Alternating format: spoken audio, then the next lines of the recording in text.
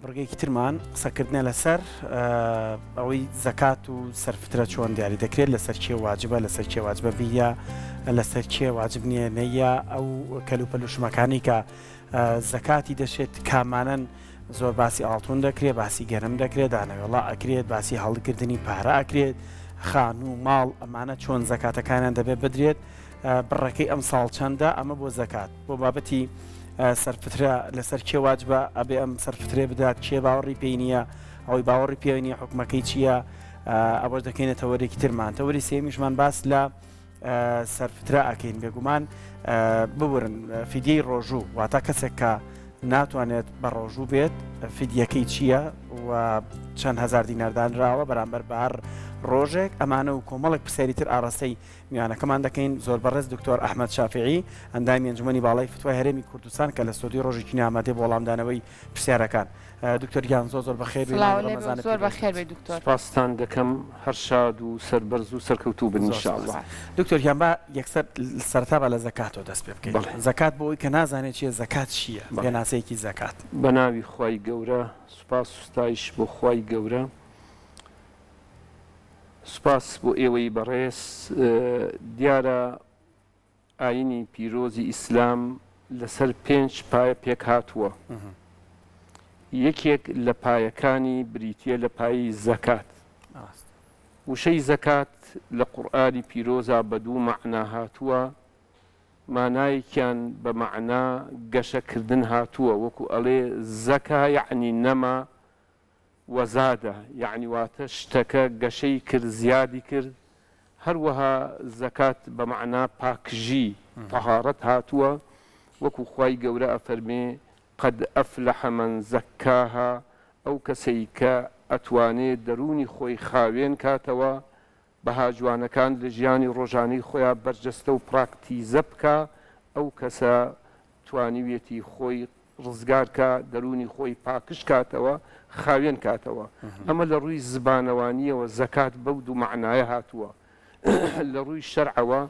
بریتیە لەوەی کە خوای پەروەردگار جەلە جەلالوهو هەروەکو چۆن نوێژی لەسەر مسلمانان داناوە ڕۆژووی لەسەر مسلمانان داناوە حەجی داناوە زەکاتیشی لەسەر مسلمانان داناوە ساڵی جارێک دیارە ئەم زەکاتە بریتیە لە ئەندازەیەکی دیاریکرا و ڕێژەیەکی دیاریکرا و کە خوای تەعالا دیاری کردووە لە چەند ماڵێکی تایبەتی یعنی هەموو شتێ زەکاتی لێ ناکەوێت ئەو شتانەی کە زەکاتیان لێ یەکەوێ خوای پەروەردگار جەلە جەلالوهو دایناوە کە ساڵی جارێک یعنی واتە دوای 12 مانگ جارێک ئەو ماڵە زەکاتی لێک بدرێ بەو ڕێژەیە کە هەر یەکەیان ڕێژەی تایبەتی خۆی باسیەکەین دوای باسیەکەین کام بابەتانە زەکاتی لەشێ بەڵام هەر لە لای پێناسەکە دەمێت پرسیارێکی تر بکەم پەیوەندی بە زیاد و کەمەوە هەیە ینی زۆر کەس باسی ئەکات پەیوەندی بە زیادبوونی بەرهەم و کەمبوونی بەرهەم هەیە یان نییە بەڵێ مەسەلەن ئێستاکە کابرا مەسەلەن گەنم و دەغڵودانەکە ئەگەر گەنم و شتەکەی ڕێژەیەکی تایبەتی هەیە مەسەلەن نەگەیشت بێتە 720 کیلۆ زەکاتی لێ ناکەوێت مەسەلەن مێوژی هەیە مێوژەکەی نەگەیشت بێتە 720 کیلۆ زەکاتی لێ ناکەوێت مەسەلەن کەسێک ئاڵتونی هەیە ئەگەر ئاڵتونەکەی لە نەگەیشت بێتە 20 مسقال زەکاتی لێ ناکەوێت یعنی 90 مسقال بێ 10 ساڵیش داینابێ لەوێ هەیە زەکاتی لێ ناکەوێت مەسەلەن حیوانی هەیە وەکو مەڕوو بزن و ئەوانە تا حیوانەکانی نەگاتە 40 سەر زەکاتی لێ ناکەوێ 39 سەر بێ 10 ساڵیش بێ مادام نەبووتە 40 سەر زەکاتی لێ ناکەوێ بۆیە هەمیشە زەکات ڕێژەیەکی تایبەتی خۆی هەیە ڕەبتی هەیە بەو زیاد و کەمە ئەگەر گەیشتە ڕێژەکەی خۆی زەکاتی تیا واجب ئەبێ نەگەیشتە ڕێژەکەی خۆی زەکاتی تیا واجب نابێت زۆر باشە دکتۆر کاتە ئەم زەکاتی کە بەڕێزت باسی لێواکی واجبۆ لەو بابەتانەیە کە پێویستە لەسەر هەموو تاکێک بیات ئەبێ لە چ کاتێکاوێ بۆ نمونە لە سەرەتای مانگی پیرۆزی ڕەمەزانە ئەم زەکاتە ئەدرێ یاخود وا باشترە بخرێتە کۆتایەکانی مانگی پیرۆزی ڕەمەزانەوە و لەو کاتانەیە کە نزیکە بینەوە لە جژنی ڕەمەزان زەکات مانگێکی تایبەت کراوی بۆ نییە یعنی کاتێکی دیاری کراوی بۆ نییە بڵین ئەمە مانگی ڕەمەزان بێ مانگی یەک بێ مانگی 12 بێت ڕەبتی هەیە بەو ماڵەوە کە ساڵ دێتەوە بەسەریە مەسەلەن کەسێک ئێستاکە کە مانگی ڕەمەزانە ئەگەر خاوەنی بڕەپارەیەک بوو ئەو بڕەپارە گەیشتە ڕێژەی زەکات ساڵێکی تر 12 مانگ هاتەوە بەسەریە ئەو کاتە زەکاتی ئەکەوێت یعنی واتە ئەمە کە لە وڵاتی خۆمانە بە زۆری لە مانگی ڕەمەزانە زەکات ئەدەن دووشتە یەکەم لە ڕەمەزانە عادەتەن خێری زیاترێکە دووهەم ڕەمەزانیش مانگێکە لی تێک ناچێت لەگەڵ مانگەکانی ترا لی ناگۆڕێ مانگی پێشکەوێ مانگی دوانەکەوێ لەبەر ئەم دوو هۆکارە مسلمانان زیاتر زەکاتیان خستۆتە مانگی ڕەمەزان و ئیلا ئەگەر لە مانگەکانی تریشا بێ مەسەن لە مانگی یەکا بێ لە مانگی حەوتا بێ لە مانگی دوانزەیە بێ مهم ئەوەیە وەکو یەکێک لە مەرجەکانی زەکات ئەفەرمێ دووشتە یەکەم مڵکیەت زەکات ئەبێ ئەو شتە گەشتێتە حەدی زەکات وەکو باشمان کرد مەسەن ئەگەر نەگەشتێتە حەدی زەکات زەکاتی لێ ناکەوێ دووهەم حەولان الحەول یعنی بێت 12 مانگیش هاتبێتەوە بەسەریە کابرایەک 50 دەفتەری هەبێ ئەم 50 دەفتەرە 10 مانگ لای بێت دوای 10 مانگەکە سەرفی کار نەمێنێ زەکاتی لێ ناکەوێت چونکە 12 مانگ هاتوتەوە بەسەر واتاگە تازە لە بەردەستا بۆم شتانە زەکاتی ناشێت بێ بەسەریا بڕێ یەکێک لە مەرجەکانی زەکات ئەوەیە کە حەولان الحەول یعنی 12 مانگی تەواو هاتبێتەوە بەسەر ئەو کاتە زەکات تێ واجب ئەبێ مەسەن وای دانێ جەنابەت 5 دەفتەرت هەیە 100 ملیۆن دینارت هەیە ئەم 100 ملیۆنە لاتە دەمانگ لاتە لە مانگی یانزەیە پێویستت بە خانوویەکە بۆ خۆت بۆ کوڕەکەت بۆ مناڵەکەت ئەیدەی بە خانوویەک ئەو دەفتەرە ئەو داوتە بە خانوویەک مادام 12 مانگەکەی تەواو نەکردووە لە مانگی یانزەیە تۆ داوتە بە خانوویەک بۆ مناڵەکەت یا بۆ خۆت ئیتر ئەوە زەکاتی تیاواگەر تەحویلش کرێ مامۆستا کێشەی نییە بەس بۆ خۆت بۆ من ئەو دەفتەرێک کە باسیەکەی هی خۆمە بڵێ یا دەمانگی بەسەر ڕۆیشتووە بەڵام هەر بۆ خۆم بەکاری هێنمەوە زەکاتی ناشێ ئەو وەختە وەکو چۆن بۆ خۆت بەکاری هێنیتەوە بۆن ما ئێمە بە خانوویەک بۆ خۆم خۆی دائیمەن مادام ئەو شتە ئێمە ئەگەر ئاماژە بەوە بکەین یعنی شتێ بۆ خۆت ئێستا مەسەن تۆ خانوویەکت هەیە 2 خانووت هەیە 3 خانووت هەیە بۆ خۆتت داناوە نێتی فرۆشتن و قازانج و تیجارەتت پێی نییە ئەمە زەکاتی لێ ناکەوێت با بۆ خۆشت بەکاری بێنی زەرری نییە و زەکاتی لێ ناکەوێت ڕاست زۆر باشە دکتۆر بابەتێکی تر هەیە ئەویش ئەوەیە کە ڕەنگە زۆر کەسە بێ لە ئێستا بیانەوێ ئەو بڕەپاری کەیانە بیخەنە کارێکەوە یاخود بۆ نمونە بیان بە شوقەیەک بیان بە زەویەک چاوەڕێی ئەوە بکەن لە کاتێکایتر کە نرخی بەرز بۆ ئەو کاتانە بیفرۆشنەوە ئەگەر بێت و کەسێک شوقەیەک یاخود بابەتێکی تر بکڕێ بە شێوازی قیس ئەو کەسانش زەکاتیان لەیەکوێ لەسەر ئەو مڵکی کە هەیەە بەڵێ ئەمە یەکەم مڵکیەت نیساب ئەبێ شتەکە بوو بێتە مڵکی یعنی تا نەبێتە خاوەنی زەکاتی لێ ناکەوێتنیکی ماڵی خۆت نییە دووهەم کاتێک کە بوو بە خاوەنی ئەم شتە دوو جۆرە جۆرێکی شتێکی شەخصیە مەسەلەن ئەم کەسە خانوویەکی هەیە بۆ خۆی شوقەیەکی هەیە بۆ خۆی ئەرزەیەکی هەیە بۆ خۆی باخێکی هەیە ڤێلایەکی هەیە بۆ خۆی شخصی داناوە نێتی قازانج و فرۆشتن نییە زەکاتی تیاواجب ناکتیان نییە بەڵام ئەرزێکی کڕیوە ئەم ئەرزەی مەسەن کڕیوە بە 10 دەفتەر دۆلار چاوەڕوانی ئەوە کە 11 دەفتەر 12 دەفتەرکە بیفرۆشێ ئەمە ئەچێتە ڕیزی ماڵی بازرگانیەوە مادام بۆ قازانج دایناوە زەکاتی لێ ئەکەوێ مەسەن نمونەیەکی تر خوشکێکی بەڕێز ئاڵتونی خۆی هەیە کە پێوتێ خوشک و خاڵ مثلن لەوانەیە 20 مسقاڵی هەبێ ئێمە توانێت لە 20 مسقاڵ زەکاتی ئەکەوێت بەڵام ئەم خوشکە بەڕێزە ئەم دادە بەڕێزە ئاڵتونی خۆی هەیە بۆ جوانی خۆی بۆ تەزیین مثلا 20 مسقاڵی هەیە 30 مسقاڵی هەیە 50 مسقاڵیشی هەیە لەوانێت 100 مسقاڵیشی هەبێت ئەمە مادام ئەم دادە بەڕێزە ئەم خانمە بەڕێزە ئەم ئاڵتونە وەکو پشتێن و گۆبەرۆک و بازنە و ملوانکە و ئەمانە بۆ تەزیین و جوانی خۆی دایناوە بۆ قازانج و مامەڵەکردن دای نەناوە ئەگەر 100 مسقاڵیش بێ زەکاتی ناکەوێت بەڵام خوشکێک مثلەن هاتووە 20 لیرەی کڕیوە مثلەن هەموو جارە معاشی وەرگرتووە توێتی پارەکە لە باتی ئەوە پارە بێ سەرفیەکەم ئەیدەم بە لیرە و لەوێ هەیە دای ئەنم لیرەکەی بۆ ئەوە دانەناوە مثلەن بیکا بەخۆیان وەکو جوانی هەڵی بگرێت بۆ ئەوەی دایناوە پارەکە سەرڤنەکە ئەمە کەوابوو نێتی فرۆشتنی هەیە گەیشتە 20 مسقاڵ ئەبێ ساڵینی مسقاڵ زەکاتی لێ بدات کەواتە ئەوە یەکلا بۆەوە کە کەسانێک ئێستا لە شوقەیە ئەژین و قەرزارن و مەسێ 4 دەفتەرێکی یاوە بەڵام 4-5 دەفتەریش کەیماوە بۆ قەرز ئەمە جارە ئەمە زەکاتی لێ ناکەوێت تا بێ بە مڵکی خۆی باشە مامەسا دانەوێڵە بۆ دانەوێڵە چۆنە بۆ کاتێک گەنم سەر دەرێنێ ئێمە ئەگەر ئالێوە دەست پێ بکەین ئەو ماڵانەی کە زەکاتیان لێ ئەکەوێ یەکێک لەوانە دانەوێڵەیە وەکو گەنم وەکو جۆ وەکو نیسک و نۆک و ئەمانە یا مەسەلەن بەعزێکی تر هەیە وەکو بەری درەخت وەکو مەسەلەن ترێ وەکو خوورما بەنسبەت دانەوێڵەوە کەسی ئەگەر گەنمی کرد بەنسبەت گەنم و دانەوێڵە و ئەم شتانە ئەوە پێویستی بە ساڵ نییە 12 مانگ بێتەوە بەسەریا هەر کاتێک کابرا زەراعەتەکەی هەڵگرت ماشا ئەەکەین ئەگەر گەنمەکەی گەیشتە 720 کیلۆ ئەوە دەیەکە یعنی واتە لە 10 کیلۆ کیلۆیەگەیە لە 10 تەنێگەدا مەسەلەن باخێکی تری هەیە ئەم باخی ترێ تەخمینی ئەکا ساڵانە ئەگەر ئەم ترێ بیکەی بە مێوش 720 کیلۆ مێوژی تیا بوو ئەوە زەکاتی لێ ئەدا دەیەک یعنی واتە لە 10 کیلۆ کیلۆیەک بەنسبەت حیواناتە ئاژەڵ دەگۆڕێ ئەوەی کە حیوانی بچووکە وەکو مەڕ و بزن و ئەمانە حتا نەگاتە 40 سەر زەکاتی لێ ناکەوێت 30 سەری هەبێ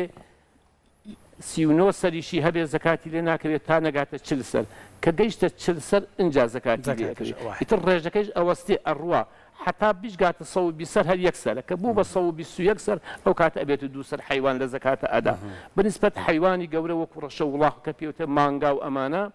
ئەمە تا نەگاتە 30 سەر لێی ناکەوێت یعنی واتە کابرا 25 سەر 27 سەر 28 سەر حیوانی گەورەی هەیە با ساڵی شات بێتەوە بەسەریا زەکاتی لێ ناکەوێت بەڵام کە بوو بە 30 سەر ئەو کاتە گوێرەکەیەک زەکات ئەدا بەنسبەت وشترەوانێ وشتر تا نەگاتە 5 سەر زەکاتی لێ ناکەوێت کە هیچتە 5 سەر ئەو کاتە شاتێک مەڕێگەدا نەگوشترێگەدا بۆ ئەوەی ئالێەوە ماشای کردووە ئەمە وەکو مەسائلی حیوانات ئەمە وەکو ئەوەی ئینجا وەکو ئەوەیشی کە پێی ئەوترێ ماڵی بازرگانی ئیتر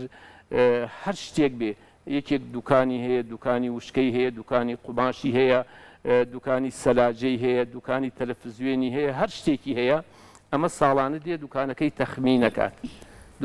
تەخمینەکە ئەگەر ئەم دوکانە بایی ئەو ڕێژەی تیا بوو کە دانراوە بۆ زەکاتی تیا ئەدا بە قازانج و سەرمایەوە واتە بازرگانی لەسەرەتی ئەوەی کێکەلوانە بەنسبەت پارەی دانراوە کەسێ پارەی دانراوی خۆی هەیە ئەم پارە لە ماڵەوە دایناوە ئیشی پێینێ یا لە بانقا دایناوە یا بە قەرز داوێتی بە یەکێک ئەگەر ئەم پارش گەیشتە ڕێژەی زەکات ساڵانە واجبە زەکاتی لێ بدا حتا با لە ئیشی بازرگانیشە بەکاری بەنسبەت ئێمەوە ئەم ساڵ وەکو ئەنجومەنی باڵای فتووە دانیشتنمان کرد لەسەر ڕێژەی زەکات خۆی ئەو پارەی کە هەیەی ئەبێ بایی 20 مسقال ئاڵتون بێت ئێمە سێشەمەی پێشوو کۆڵینەوە لە ڕێژەی زەکات حسێبمان کرد 3 عیاری ئاڵتون هەیە عیارە 18 هەیە عیارە 21 هەیە عیارە 24 هەیە حسێبمان کرد ئەگەر بە عیارە 18 حسێبی کە نزیکی 6 ملیۆن و 700 هەزاریە کرد ئەگەر بە عیارە 24 بمان کردای نزیکی 9 ملیۆنیە کرد شتێکی وەسەتمان لەو نێوەیان گر کە عیارە 21ە لەو ڕۆژەیە کە ئێمە حسێبمان کرد و پرسیارمان لە زیێڕەنگەرەکان مەسەلەن لە هەولێر و لە سلەیمانی و لە دەهۆک لە هەر سێ شوێنەکە پرسیارمان کرد لەو ڕۆژەیە 20 مسقال ئاڵتونی عیارە 21 بای 7 ملیۆن و 800 هەزارە کەوا بوو ئەگەر هەر کەسێک دیناری هەبوو دۆلاری هەبوو تمەنی هەبوو ئەندازەی پارەکەی بای 7 ملیۆن و 800 هەزار بوو ئەو واجبە زەکاتی لێ بدا لە 2.5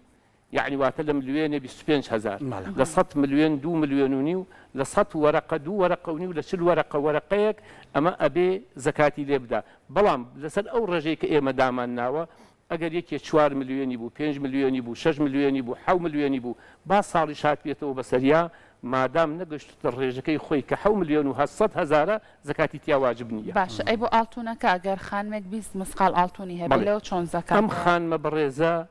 ئێمە وەکو دوو جۆر ئاڵتونمان هەیە ئاڵتونێکمان هەیە کە خشل و خاڵە یعنی ئەم ئافرەتە بۆ زیینەتی خۆی بۆ جوانی خۆی بۆ ڕازاندنەوەی خۆی ئەم ئاڵتونە بەکارهێنێ ئەوە ڕەئی فقها جمهوری فقها لەسەر ئەوەیە کە ئەفەرمێ ولا تجب في الحل المباح زكاة خشل و خاڵی ئافرەت زەکاتی لێ ناکەوێت یعنی جمهوری زانایان بە تایبەتی شافعیەکان و مالیکیەکان و کۆمەڵێکی زۆر لە زانایان لەسەر ئەوەن خشل و خاڵی ئافرەت هەچی ئافرەت بۆ زیینەت و جوانی خۆی بێ خانمان بۆ زیینەت و جوانی خۆی بەکاری بێنن بازنەیە پشتێنە گۆبەرۆکە ملوانکەیە کڵاوە هەر شتێکە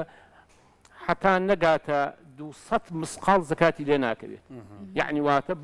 مادام بۆ جوانی خۆیەتی حتا نەگاتە 200 مسقال زەکاتی لێ ناکەوێت کە لە سەروی 200 مسقالەوە بوو ئیترەوە بۆ جوانی بەکار ناهێنێتەوە زیاتر هەڵ ناگیرێت ئەوە زەکاتکەوا بوو خوشل و خاڵی ئافرەت ئەوەی کە بۆ جوانی خودی ئافرەتانە بۆ زینەتە زەکاتی لێ ناکەوێت ئەوە فەرمودەی پێغەمبەر صلی الله علیه وسلم کە ئەفەرمێ ولا تجب في الحلل المباح زەکات بەڵام ئەگەر خانمێک ئاڵتونێکی هەبوو بۆ جوانی خۆی داینە نابوو لە باتی ئەوە بڵێ پارە بێ بە ئاڵتون بێ باشترە سەلامەتترێکە یا پارەیەکی بووە داوێتی بە ئاڵتون بۆ ئەوەی کە مەسەن سوێنی ئەگەر قازانجی کرد بەرز بۆ بیفرۆشێ ئەگەر ڕێژەکەی گەیشتە 20 مسقال لە 20 مسقاڵنی مسقاڵی لێ ئەدا لە 40 مسقال مسقاڵێ لە 100 مسقال 2 مسقال و نیو کاتە مامۆستا بۆ ئۆتۆمبیلیش زەکات ئەبێ بدرێ بەنسبەت ئۆتۆمبیلەوە کەسێ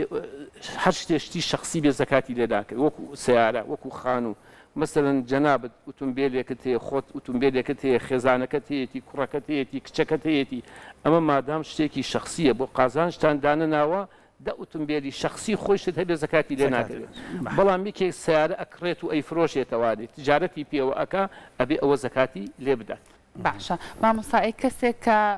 بۆ نمونە خانوویەکی خۆی خانوویەکی هەیە خانووی کەشی هەیە یاوێتی بکرێ ئەو خانووی ترکایەتی بکرێ و زەکاتی لێکە پرسیارێکی جوانە ئەم پرسیارە ئیوا هەیە خانوویەکی هەیە خۆی تایەک و جەنابەت فەرموود خانوویەکی تر دوان سیانی تری هەیە داوێتی بکرێ ئەمە پارە لە خودی خانووەکە ناکەوێت زەکات عفو لە خودی خانووەکە ناکەوێت زەکات لە ئینتاج و بەرهەمەکەیەکەوێت کرێکەی یعنی واتە ئەو خانووە کە تۆ داوتە بکرێ ئەگەر ئەم کەسە بژێویەکی تری نییە بژێوی هەمووی لەسەر ئەو کرێخانوەیە ئەوە زەکاتی ناکەوێت چونکی ماگانە ئەیخوات و هیچی نامێنێتەوە بەڵام ئەم کەسە ئەگەر کرەی ئەو خانوێژ نەبێ بژێوی خۆی دەستەبەرە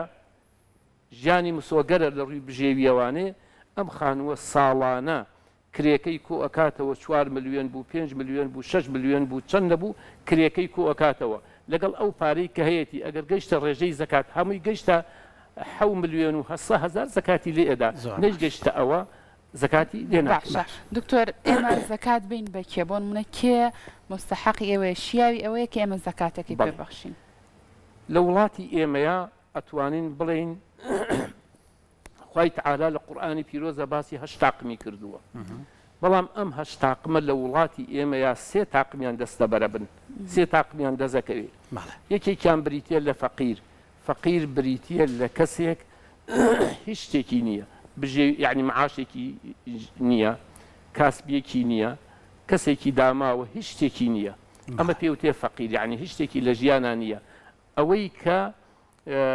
خۆی پەیینەکە یا مسلمانان هاوکاری و یاربەتی نەدەن هیچ شتێکی نییە ئەمە پێوتێ فەقیر دووهەم پێوتێ مسکین بریتە لە کەسێک شتێکی هەیە بەڵام کفایەتی ناکە مەسن بۆ نمونە موظفێک هەیە ئەم موظفە 5-6 سەرخێزانە معاشێکی 300,000 هەیە 400 هەیە لەوانەیە 500 هەبێت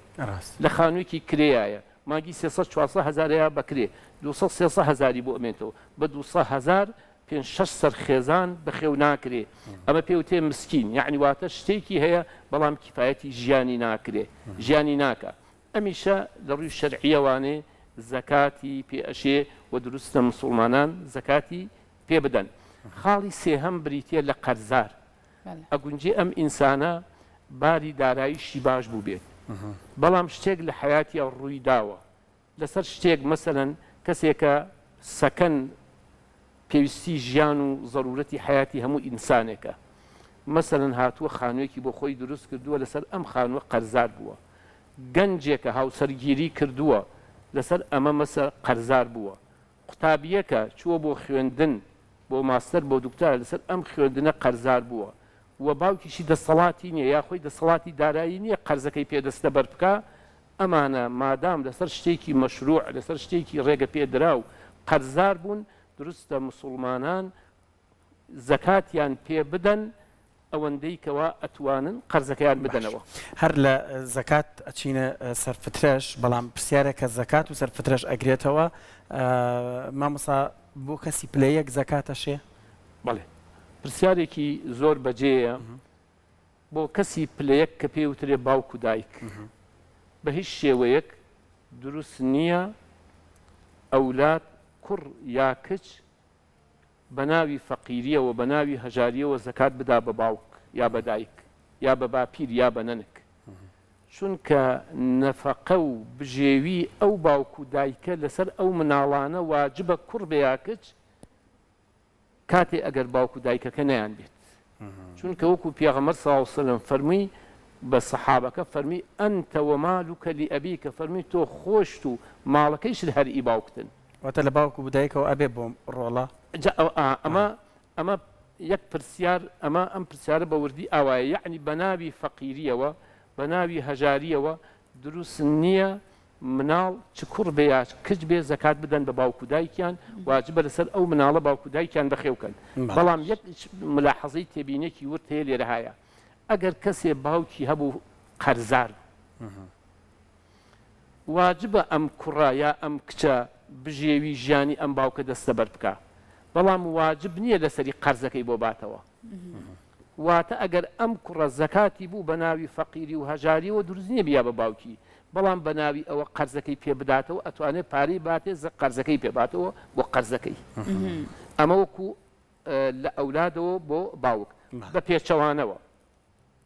ئایا باوک یا دایک ئەگەر زەکاتیان بوو دروستە بیدەن بە ئەولادی خۆیان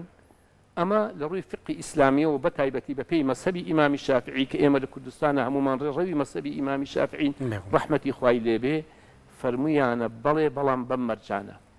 یەکەم ئەبێ ئەو مناڵە باڵغ بێ یعنی تەمەنی گەشتێتە تەمەنی یاسایی یعنی 18 ساڵ دووهەم ئەبێ جیابێ لە ماڵی باوکی یعنی کوڕێکە لەسەر ماڵی باوکیەتی با تەمەنیشی 20 ساڵ بێ 25 ساڵ بێ دروست نییە باوکو دایکی زەکاتی بدەنێ بەڵام کوڕێکمان هەیە ئەم کوڕە جیابۆتەوە لە ماڵی باوکی خێزانی دروست کردو و ماڵی خۆی جیایە بەڵام کرێچیە نەدارە فەقیرە ئەم باوکەیە ئەم دایکە ئەگەر زەکاتی بوو دروستە زەکات بدەن بەم کوڕەیە مادام کوڕەکە هەم لە ماڵی باوکی جیایە هەم فەقیر و دەستکورتە پرسیارێکی تریشەر هەروەکو دەرەجەیەک ئەمە لە بینی ژن و پیاویشا هەیە مەسەلەن بۆ نمونە پیاوێک خێزانی هەیە واجبە لەسەر ئەم پیاوە بژێوی خێزانەکەی دەستە بەر بکە کەوابوو ئەگەر خێزانەکەی فەقیر بوو دروست نییە ئەم پیاوە زەکات بدا بە خێزانەکەی بەڵام بەعەکسەوانەیە ژنێک هەیە دەوڵەمەندە معاشی خۆی هەیە پارەی خۆی هەیە ماڵ و سامان و داراییەکی تایبەتی خۆی هەیە بەڵام مێردەکەی فەقیر و دەستکورتە لەم حاڵەتەیە بەڵام کە مێردەکەی دەستکورتە واجب نییە لەسەر ئەم خێزانە لەسەر ئەم ژنەیە لەسەر ئەم خانمەیە دەستەبەری بژێوی مێردەکەی بکە ئەگەر زەکاتی بوو ئەم خانمە بەڕێزە ئەتوانێت بەشێک لە زەکاتەکەی بدا بە مێردەکەی باشە بۆ سەرفترەش بە هەمان شێوەیە مامۆستا بەڵێ سەرفیترە دیارە سەرفیتەیش هەر سەرفیترە ڕەبتی بە دەوڵەمەندی و هەژاریەوە نییە سەرفیترە ڕەبتی بە گەورە و بچووکەوە نییە ڕەبتی بە مناڵ و گەورەوە نییە سەرفیتر ئەوەیە کە وەکو چۆن مەسەلەن پارە گەنم پێوترێ زەکاتی ماڵ ئەم سەرفیترش پێوترێ زەکاتی بەدەن